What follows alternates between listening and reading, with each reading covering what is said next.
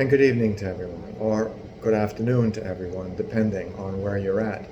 I'm in Arizona right now visiting with my sister, and when I got here on Monday morning, temperature was about 107. Well, it's about 107 right now also. And so it's a little warm, but it's still good to be with her. And I pass on to you blessings from my family as well. I thought it would begin to pick up again the Wednesday words. I don't know how many people will follow this, but at the same time, it's okay. I still want to make an effort to try to stay connected as much as I can. And one thing that I noticed when I was traveling out here, I had a flight from Tampa to Dallas and from Dallas to Phoenix. And I noticed both at the airports and the terminals and even on the planes, which were both packed solidly with people. Three seats, no social distancing on the plane, that's for sure. But at the same time, everyone mandated to wear a mask. And I found people so amenable. I found people wanting to fulfill that requirement. Of course, if they didn't, they could have been refused to enter onto the plane. But I found no grumbling, nobody upset. I found people accommodating, sitting every other seat in the terminal, waiting for the plane. Everybody very relaxed, very cordial, but still very aware of what was going on around them. This terrible sickness that we've been engaged in for the last several months continues to be a hot topic for our country and throughout the area. It's my first venture beyond the Tampa Bay area in since last year, and it was a reminder to me that it's not just in Tampa that we are going through this terrible journey. We see how connected we all are throughout the country, not only up northeast in the New York, New Jersey area, but where I am in Arizona, in Phoenix and Scottsdale. It's still a very, very warmly regarded topic. It is something that's still on people's minds and in people's hearts. It's still very much a reality as the cases continue to pile up on a day-to-day basis. So with that in mind, I ask us, it was encouraging to see people stepping up, and I didn't see the violence that we see all on the news. I'm sure that's part of our reality as well.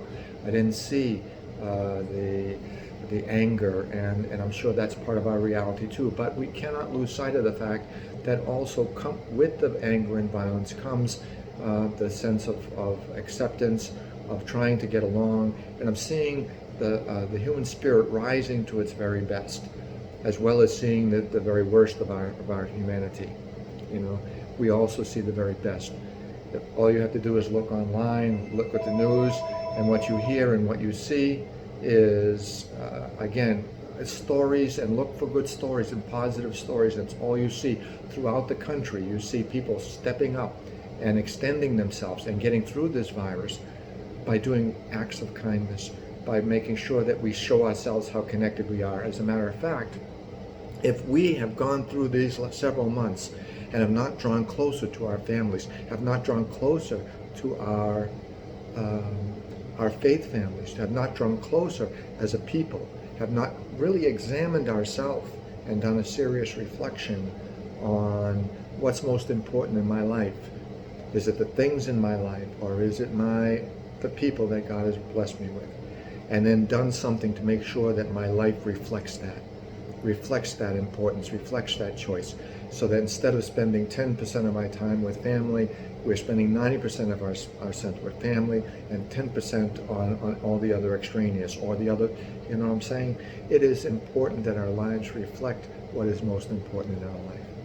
I've seen videos, I've seen families doing wonderful things together, and they're not just stray minority. It is every make of person you can think of, people understanding and pulling together. Let's make sure, I spoke on Sunday about the need for all of us to pull together, to see how connected all of us are. And so when it comes to trying to be sensitive to the needs of others, whether it be wearing our mask, whether it be, whether it be, matter of fact, what did I just see recently? Heroes are not only wearing capes, they're wearing masks.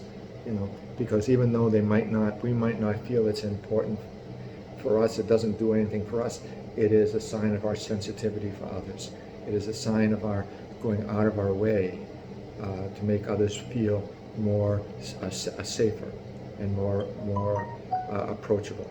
So let's make sure that as a people of God, we don't allow this coronavirus to disrupt us, to destroy us, to weaken our faith.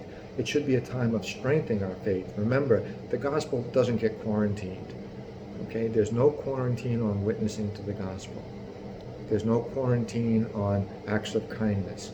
There's no quarantine on really looking into ourselves and putting our faith into action with our families and beyond our families with others. A time for us as we're quarantined, as we're locked down still a little bit, and even when we're opened up a little bit, to contact the people in our life who need to be contacted when we've forgotten to do that too.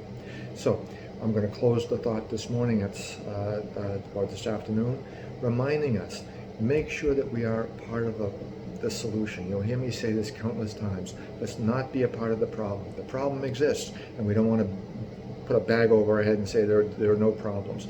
But there is a solution, and the solution is turning to Christ, who told us this past Sunday, "Come to me, all you who labor and are burdened, and I will give you rest."